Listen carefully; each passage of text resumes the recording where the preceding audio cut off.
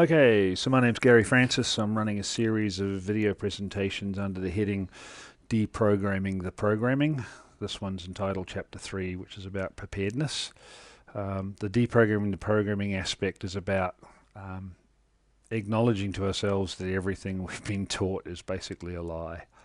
And we need to rediscover ourselves and understand the elements that we need to put down that have been given to us to actually hold us down. So this presentation deck is about preparedness.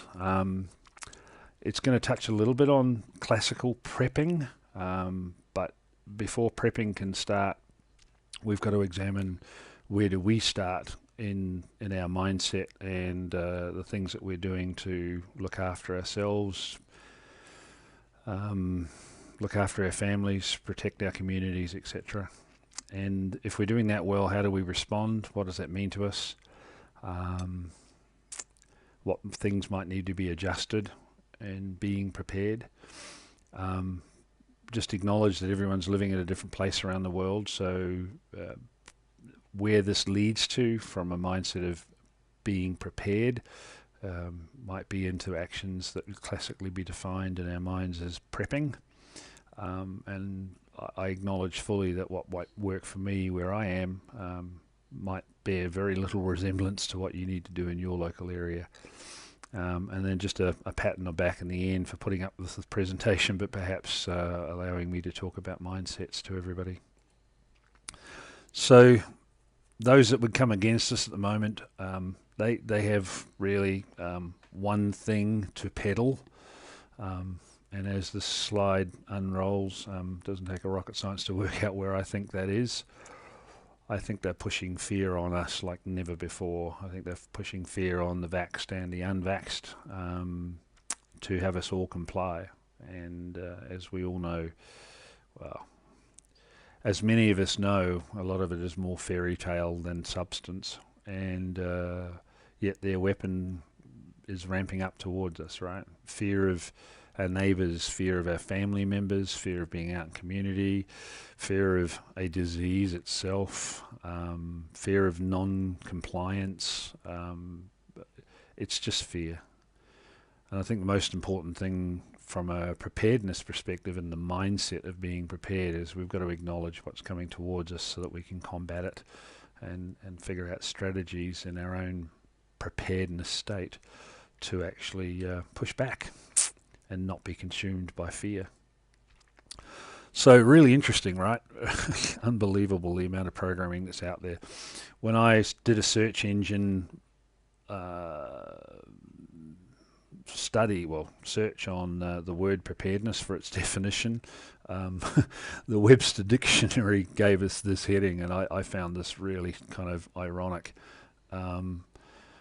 Because this was the first link that was returned in the list of links that the search engine gave me back. And obviously their view from the Webster Dictionary was preparedness is about being in war. Now, whilst there's an element of that that's certainly true, and we could say right now that indeed we are in war, I just found it really, really interesting that one of the main dictionary websites out there gave us only a definition of preparedness as reflected against war. If we're looking for programming, I found it in the first link I followed, because preparedness is not just about war, of course, but look at the limitation or the containment of the word preparedness. That was the first link. I found it just startling. So the second link was a heap better, right? And this is one that I found a lot better in the wholeness of definition of the word preparedness. And all of this, as I'm pitching to you, is before we think of physical prepping strategies.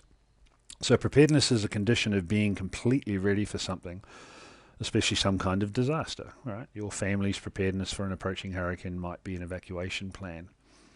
Nothing to do with war, right? But everything to do with actually acknowledging that you need to be prepared. And from the wider perspective, this example is with a hurricane. Well, you could say a flood, you could say an avalanche, you could do whatever you wanted to and swap these things out. But preparedness is about pre, right? It's about before.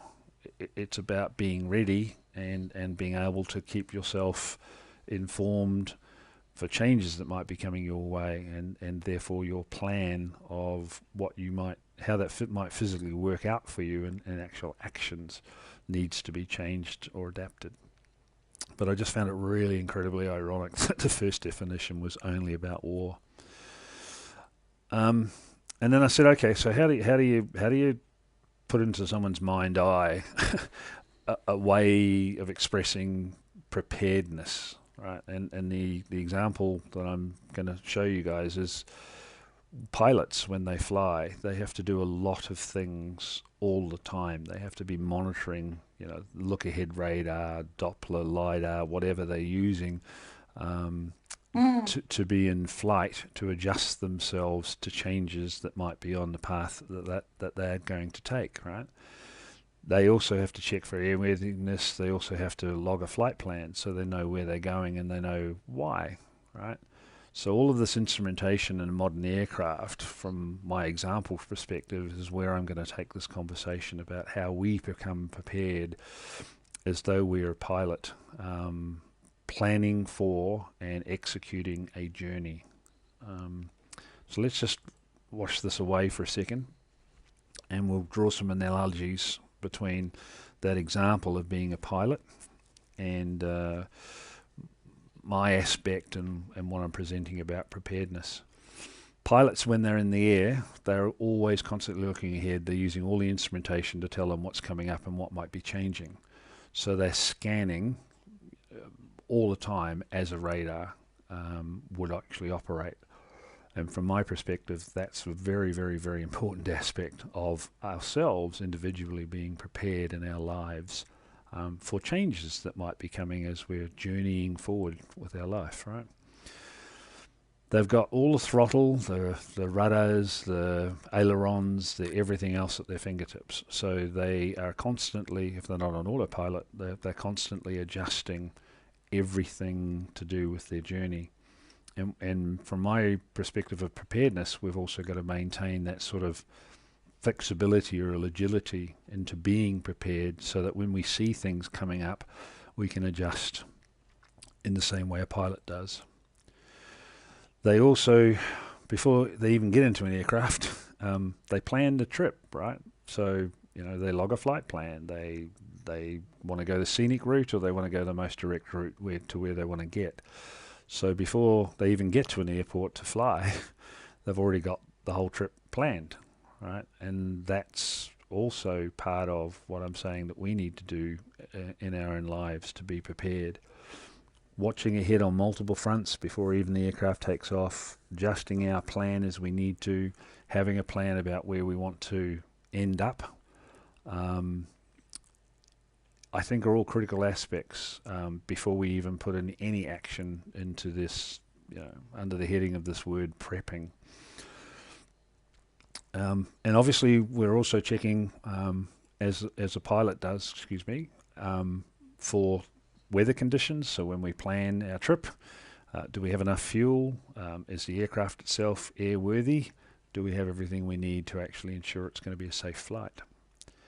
So hopefully this example of being prepared as reflected against a pilot and what they do to fly aircraft works for us.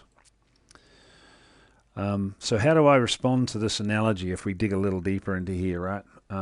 My suggestion to all of us is that the weather we need to be tracking ahead of us before we take journeys, before we execute our plan, is along the lines of watching all of our governments and what's going on in our local communities and the regulations changes that are happening around us all the time. Because this is, in this analogy, the weather that's going to be arriving to your front door or into your community over the future years and months and weeks. And if we're not being prepared enough and then paying enough attention to these things that may arrive towards us, then we're going to be in trouble when they hit, because they're going to be unexpected, right? So all of us on on Telegram particularly are tracking a lot of stuff, more than we could possibly consume, which is a good thing in one way. But you don't want to get into information overload either. But keeping an eye on what's going on in your local community, websites, newspapers. These aren't bad things to do if you're watching your own weather before you need to take your journey. Certainly not suggesting that they should consume you in fear, because that's exactly what we're trying to move away from. But just having your eyes up to watch what might be arriving into your environment wherever you are in the world, weeks or months ahead. I'd put it to you, it's a very, very sensible, smart thing to be doing. And all of these things under this heading of weather, from a pilot perspective, these are the things that they can't change. These are the things that we can't change. And yes, you could challenge me that we can protest and do all those things. I'm not ignoring that aspect.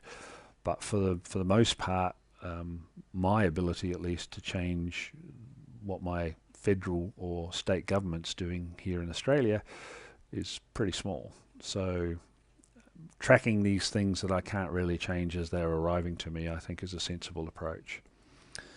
Airworthiness of our aircraft. How mentally and spiritually strong am I to undertake this journey that's being forced upon all of us to take?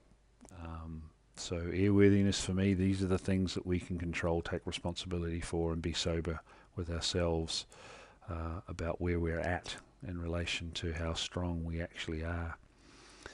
And I just put into here, what do I mean by strong, right? Because it's kind of counterintuitive. It's not a warrior thing. It's a how do I find myself, and how do I build myself, and how do I be gentle on myself so I can actually move away from fear and move into elements of power and strength individually.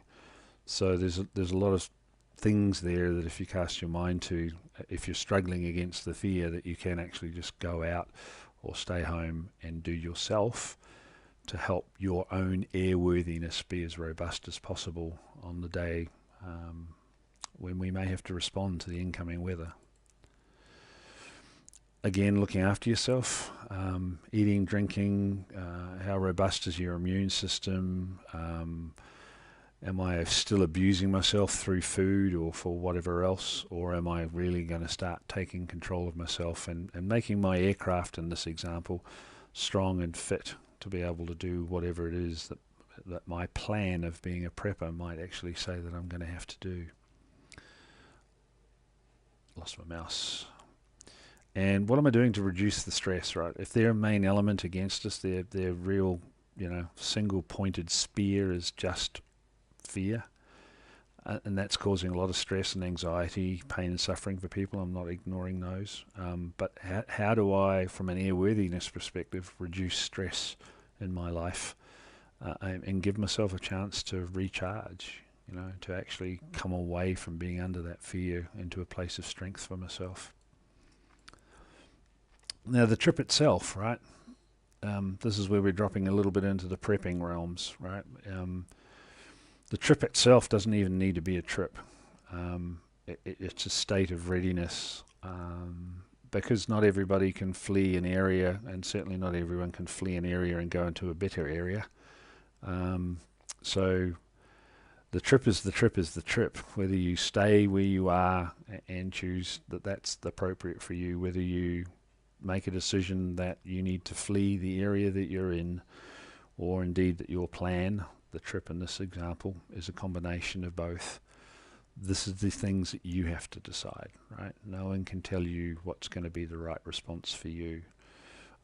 But if you're planning to do a trip, even if that plan isn't to actually physically go anywhere, then having a plan to make that, to give that every chance of being very, very successful, this is the planning for the trip that I'm suggesting. And then you've got to get out there and start researching what that means, right?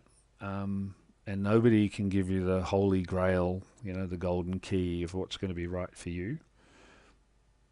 But if you've got either one of those two main plans in your mind, or the combination of those, then you have to put the research in now that what are the right things for me to be doing to make sure this trip of mine is going to be successful.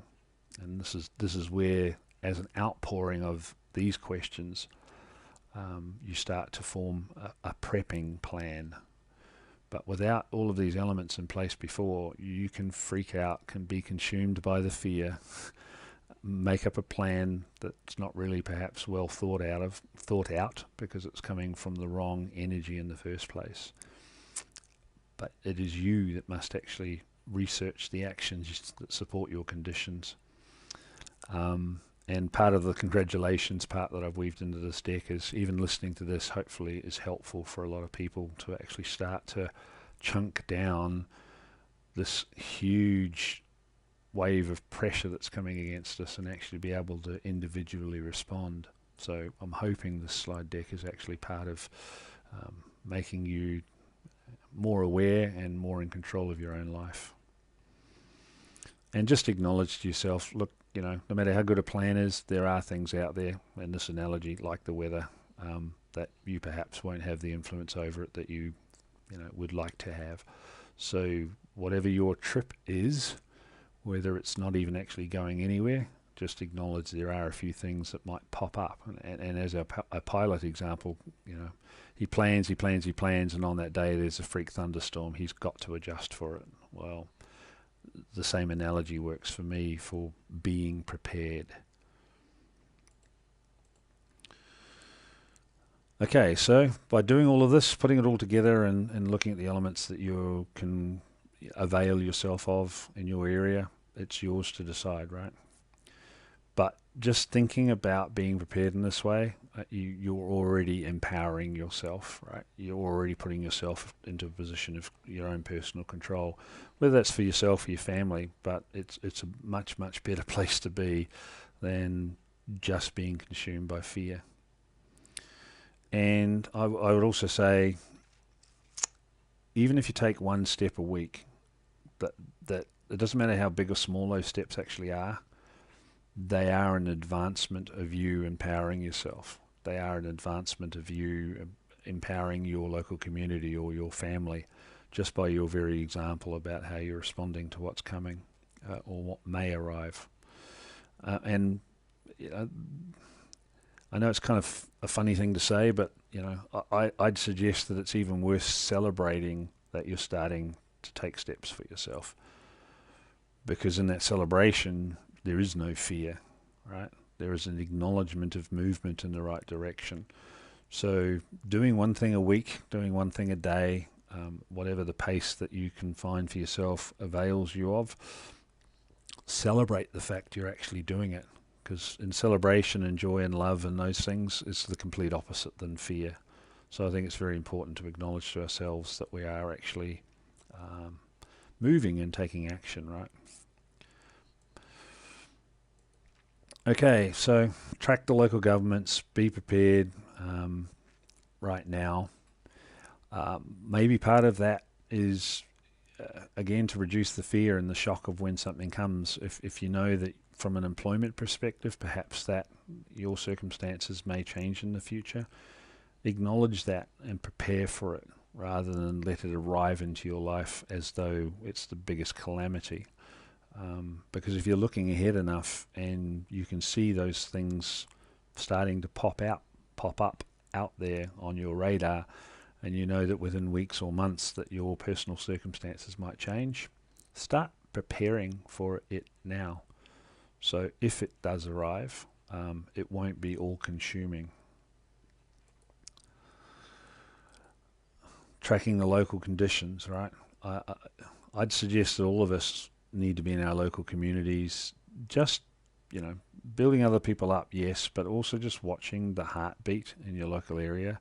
Again, it's the local weather that I'm now talking about, not the sort of global weather in the pilot's analogy. And be out there and build your strength, right? See what's going on, adjust your thinking towards it, and maybe if that changes your preparedness state and that washes down into a prepping plan changes, these are, I'd put it to you at least that these aren't silly things to be doing at the moment.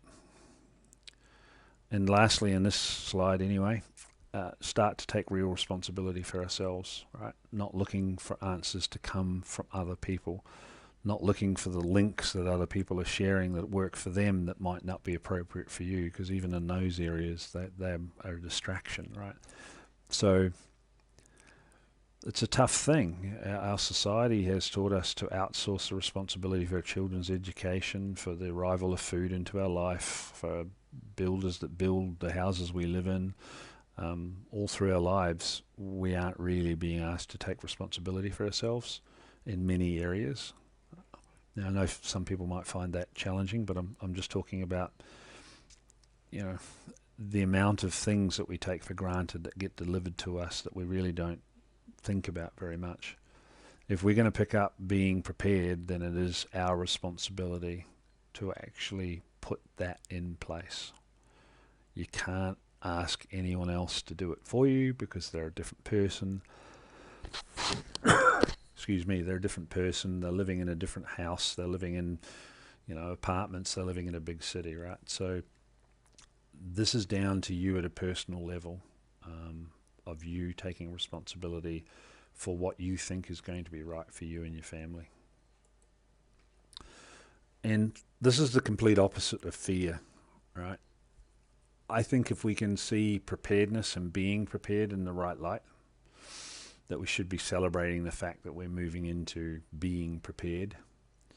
I think we should do it with joy, and in many places, perhaps some of the learning that you'll do through your preparedness is actually fun to do. I think we've got to keep an open heart.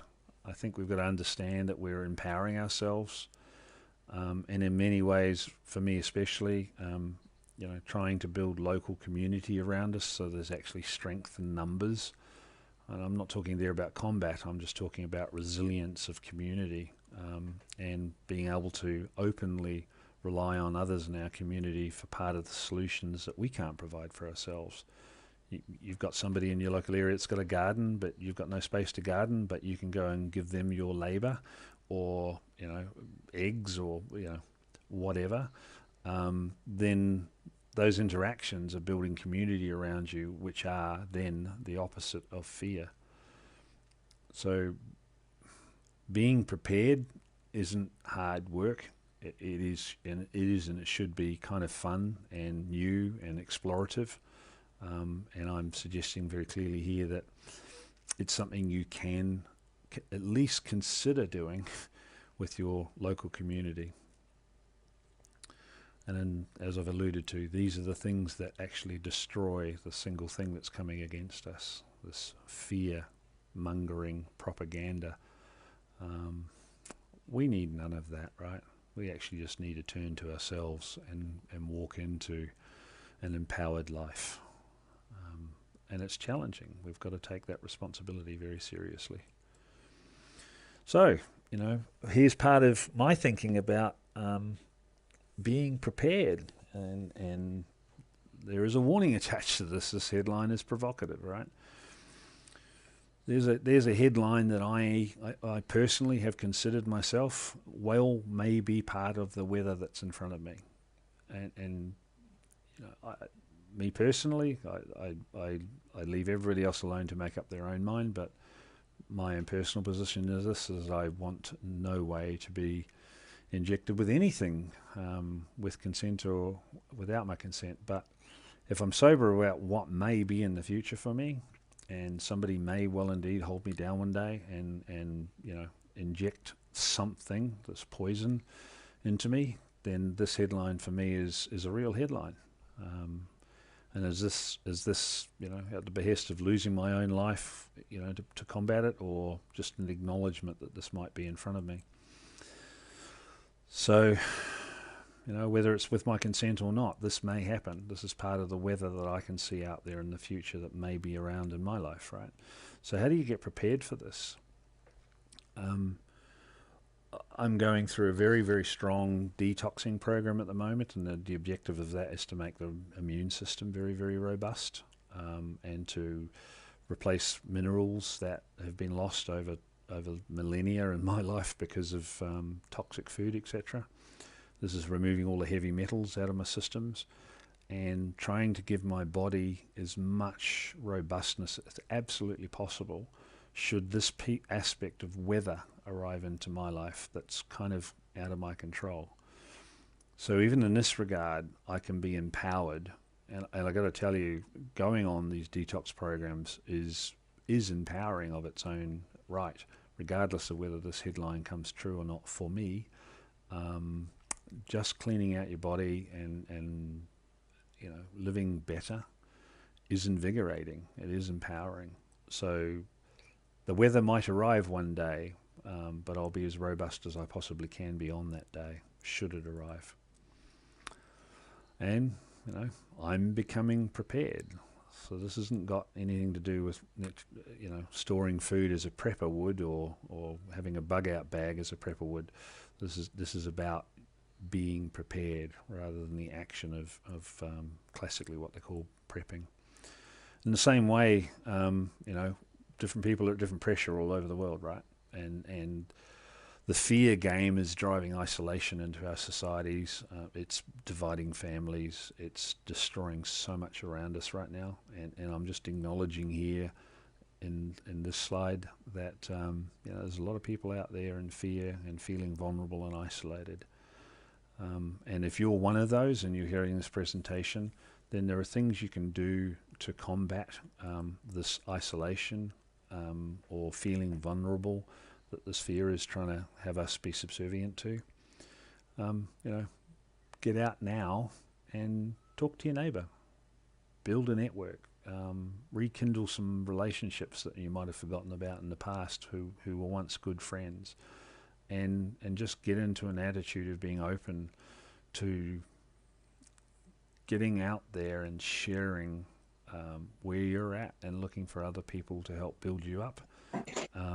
And in doing so, obviously the fear is down, the vulnerability starts to ebb away from you, and you start to feel much more empowered. Here's another example. If the airline analogy didn't work for you, being prepared for me is like this, right? You're putting together your own jigsaw puzzle. What works for you is the picture you need to create in front of you on your table or in your mind, and work out what bits of that view in a jigsaw puzzle work for you. Can someone go on mute, please?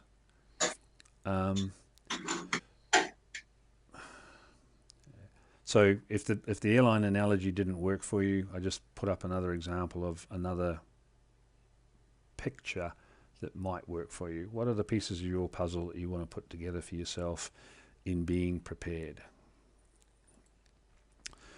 And whatever it does, you're looking to reduce all of this. So all of that needs to be contained, packed away, and forgotten about. And all of this needs to arrive. So with your journey, whether it's staying where you are, and that's the safest thing you think you can do for yourself, whether that's leaving your home and going somewhere else, or a combination, I'm very much asking everybody to keep an eye on making sure that you're actually increasing the love, the community, for coming together, the understanding for what's going on, your own personal empowerment. Because in being prepared, obviously, you're putting down everything that's in the left column and you're trying to pick up everything in the right.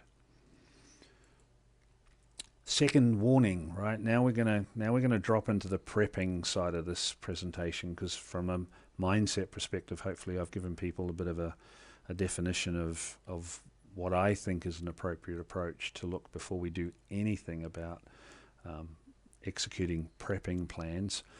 I think before that, all of the slides that I've presented previous to this one is about the mindset of preparation, as devoid or as different than classically just prepping itself, right? Without that preparedness, you're not going to be as robust as you could be to execute a plan. So there's much work to be done at a personal level to build yourself up, to work out how to put down the fear and to lift yourself into being empowered before you start actually taking actions about classically what's defined under this word here, prepping. So we're now moving from that mindset into about 4 or 5 slides just to do with actual prepping stuff itself. But there's a warning attached here, right? Because a lot of people that I've listened to over the last few weeks, months, have this almost perfect picture in their mind. Nothing wrong with the picture whatsoever, right? Beautiful, pristine garden, all the food in the world, nice, bright, sunny day, birds doing what birds do, nature growing and giving you abundance and shelter and, you know, everything you need, nice little picket fence and everything else attached. And I hear a lot of people thinking that they are preparing themselves by just having this thought that I have to get out of where I am and I need to get to somewhere like this, right? You know, there's nothing wrong with those thoughts at all, and certainly from a journey perspective, if you know of a place that could offer you this at the end of your movement, well done, right? But the reality is, for this sort of thing to happen, if you think you're going to get out of where you are right now to this sort of an environment, sadly, these are the time frames that you're looking at in relation to creating that nirvana for yourself if it doesn't already exist. And this is where I'm trying to bring it down to reality, that unless you're mentally prepared to go on these sort of journeys, you're kind of setting yourself up for an outcome that might not be optimal for you. Because to get that sort of an environment, the homesteading sort of picture established, that's a 5 or 6 year journey, especially if you're by yourself. And to do that well, you've got to understand everything that nature's going to throw at you in that new environment. To do that well, if you're establishing from base level where there's basically nothing out there, wherever you go to, you're going to have materials. Someone's going to have to supply you with stuff.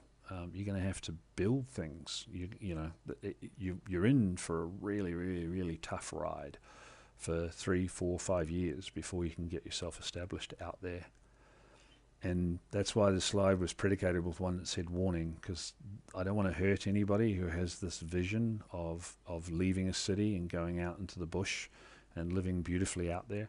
Unless you've got the skills and you practiced at those things of survival out there, nature is going to be brutal against anyone that gets out of a multi-story building and then wants to go and try and eke out a living in the bush. Unless you've been doing that for a while, I would suggest very strongly that your plan may be not as robust as you think it might be. And the reality is that, you know, like right now, we're just in spring in here in Australia. My plum trees and apricot trees that I've got that produced kilos and kilos and kilos of fruit last year, this year, the harvest off those trees is going to be maybe a fifth of the size of what it was last year.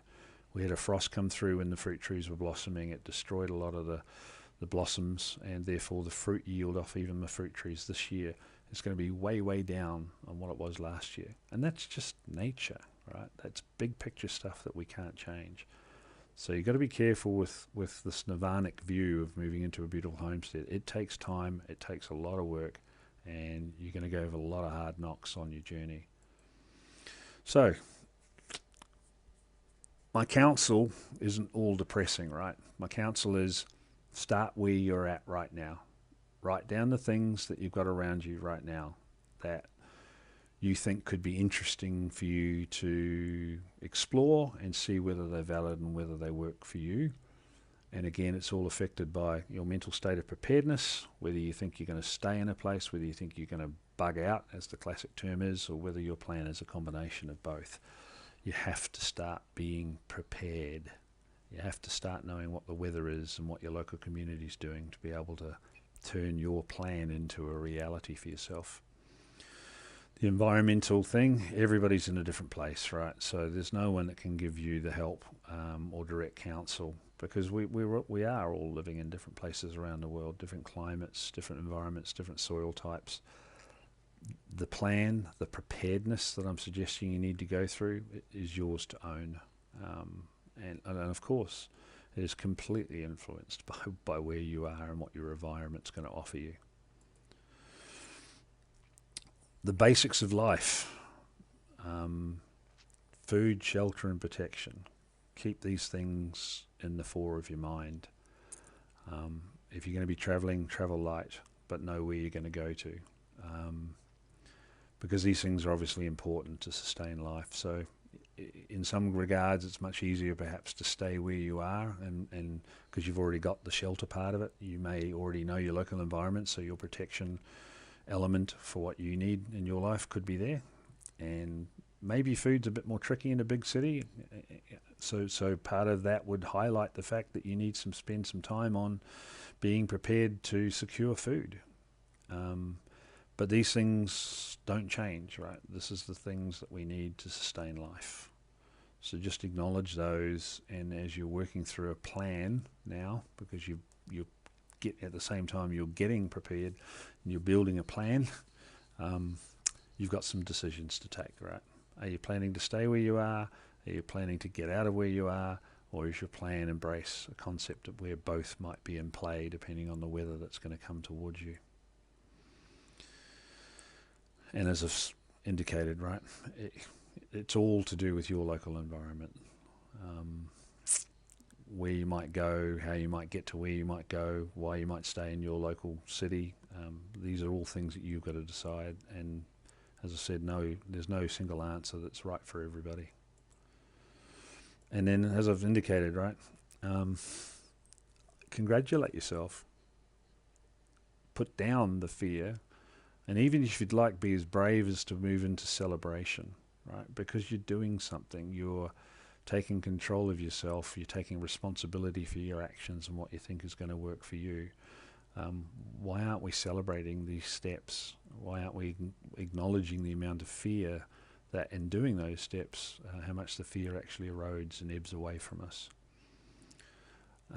Because my suggestion to us all is the minute we start doing these things, everything starts getting easier, because you can see ahead in your local area. You can see ahead the weather that might come into your area in months' time, and you are being prepared for those things arriving towards you, which is why I put in that shocking slide about me necessarily one day having to take a jab, and acknowledge that that might even happen without my consent, but I can actually prepare for that eventuality should it come my way.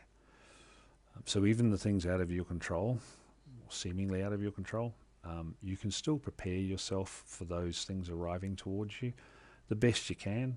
I'm not suggesting that we can all create a robust plan that's going to work out 100% of the time and be super effective for everybody, but at least we can see what's coming. We can take some preparation action. We can have a strategy in our preparedness, and we know that we need to be flexible. But I'd rather be empowered than consumed by fear, which is just propagandally why it's just being sent to us like fire hoses right now. Everything we can do to put down that fear, I'd celebrate, and I'd also congratulate the listener and everyone listening to this, regardless of where you find it, that just listening to this might help you chunk down the large problems that are in our community in a way that will effectively allow yourself to be empowered through even listening to this slide deck.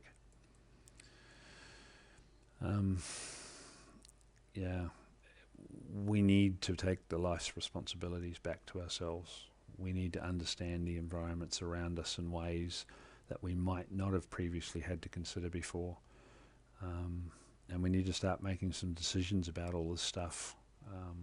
Perhaps not necessarily in physical outworking of what your execution plan might look like, but actually just the whole getting yourself into a mindset of preparation, monitoring the weather, monitoring the local conditions as the pilot does, checking yourself for your own airworthiness, right? What am I doing that's going to help me become stronger, perhaps more gentle, more loving, more open to other people's ideas, so that I've got a strategy of building community around me, and I need to be flexible, right? We need to congratulate ourselves for having the free will and taking the choices to empower ourselves.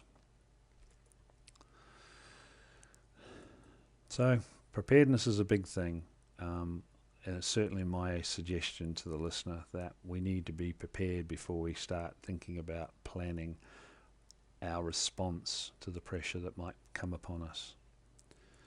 And it's about mental, physical, spiritual wellness. It's about celebrating. It's about joy. And it's about management and your own personal responsibility. So I hope the analogy of the pilot works. If we're bugging out, if my thought is that I'm going to run away from where I am, travel light, practice it, know the route, do it in the worst of times, do it in the best of times. Think about perhaps en route caches so you can resupply yourself, warm clothing, new food, new water, new batteries, those sort of things. And I can't get down into specifics of what your bugging out activity after you've gone through the preparedness mind frame change. I can't sort of get specific about what this slide might mean to you because I'm not in your local environment. But if you're needing to bug out, know where you're going to go, know how you're going to get there, practice it. And if you need to be flexible in the route itself being altered for whatever reason, take that on board as well. But as the pilot does, the aircraft doesn't take off if it doesn't know where it's going to, right? So if your plan is to bug out, or part of your plan is to bug out, you got to know where you're going and why. As I said with the homestead thing, it's great to have this idea about running into the bush and living beautifully in nature. That is real hard work, and unless you've been practicing that stuff for a long time, it can be a very unpleasant place to find yourself. If you're staying put, we go back to food, water, medical. These things are all your considerations. And again, I'm not being prescriptive on how these might work out for you in your life. But I'd suggest some of these headings are worth exploring and seeing what you can do to empower yourself to create this environment around you. And in either way, whether you're choosing to leave, stay, whatever, I think building support networks, having community around you, working out who you can trust, who you can't trust, building yourself some sort of resilience and backup communication capabilities, UHF, VHF radios, all of these sort of things are worth considering depending on your personal circumstance. And again, I want to reinforce, congratulating everyone for listening to this in the first place, but then hopefully the thoughts start arriving to you about the things that you can achieve for yourself. But it all starts with taking responsibility like the pilot does, planning the trip, airworthiness of the aircraft, weather conditions, what might change as I'm executing my plan, and just being empowered by it all. And then the doing is the doing, right? The first step forward is that first step. So if you listen to this and don't do anything, that's your choice. If you listen to this and start going, okay, there's some bricks in the wall here I can see that I need to put in to reinforce my position, go start the doing of that and congratulate yourself on the action of actually delivering to yourself more robustness, more preparedness into your own life for what might come. And this video presentation has been recorded. If anyone wants to grab this and then share it out to whoever wants to see it, please feel free to use that Telegram address there. And this video is already actually delivered and ready to be taken and shared from that place. So that's the end of my presentation. I hope everyone's got something from it. I know that everyone's at different levels of awareness and executing their own plan, having done a lot of preparedness work, but hopefully somebody's got something from it. And the intention is put down the fear, build up self-empowerment, move into joy, community, resilience, and just acknowledge to yourself that taking that action, that is the most important thing you can do, is just to become aware of this stuff and then start to build a plan for yourself. Thank you for your time.